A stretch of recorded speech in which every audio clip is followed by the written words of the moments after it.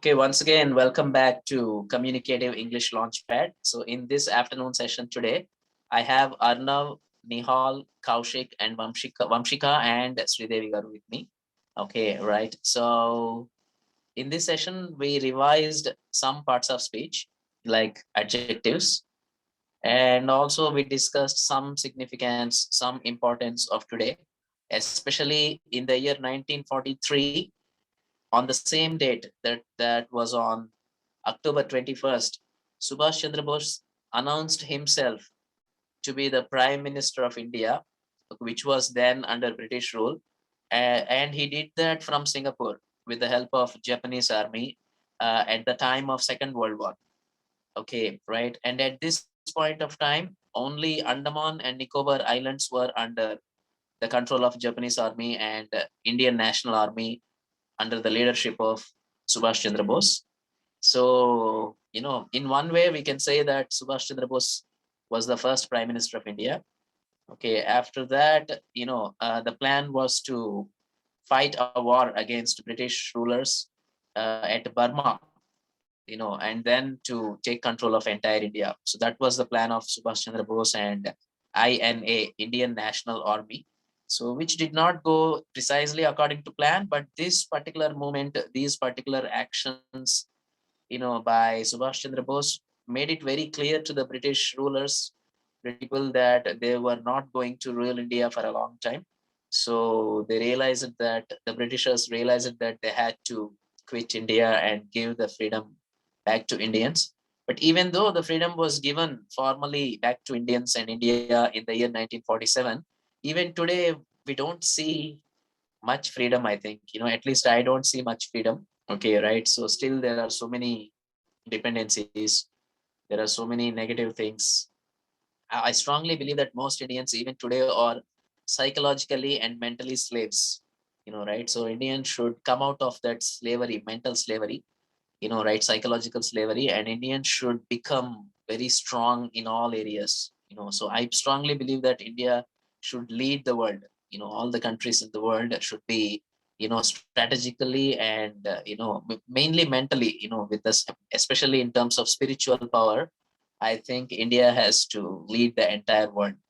I strongly believe that India is the only country that has the spiritual eligibility to rule the entire world, not politically but spiritually, right, in terms of ideology, in terms of spiritual leadership, and so on. If you look carefully at how the so-called Western or foreign countries think, they think in terms of wealth.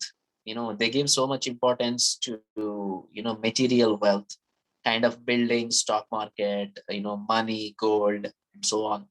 Whereas, the typical Sanatana Dharma, the ancient Indian system, actually focuses more on nature, humanity, equality, all the fundamental, rules of human sustainment. Okay, and that would be the one of the strongest reasons why India should rule the world spiritually. Right? So, I think every Indian should realize this, right, and should work on a day-to-day basis to gain that spiritual leadership to India.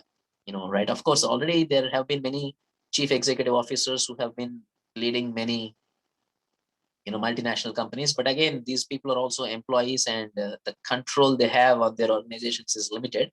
So I want more. I want Indians to do more and to be more, especially in terms of spiritual leadership of the world. So like Vivekananda said, I strongly believe that Indians should learn good things from foreign countries, from the developed countries, and at the same time Indians should teach the best things here to the foreign Western world, and also to learn the best things. For example, to make it simple and direct to you, in making wealth, foreign countries and developed countries are very good at making material wealth, like stock market, share markets, technology, technical companies, technology companies, like that.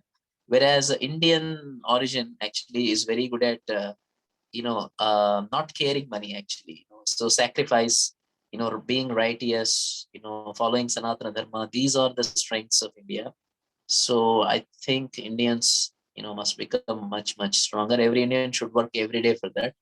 Okay, that's it. I think I wanted to say. So we are just recalling Subhash Chandra Bose and what he did, many years ago. Okay, right. And of course, we are in the last 1 minute of this session.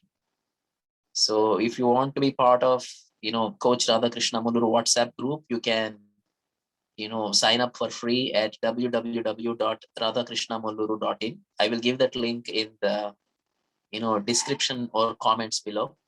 So we're going to post this on YouTube. So thank you once again for joining in, everyone, all the participants. So we will meet again tomorrow. And at this moment, I'm just waiting for the Zoom to end this session.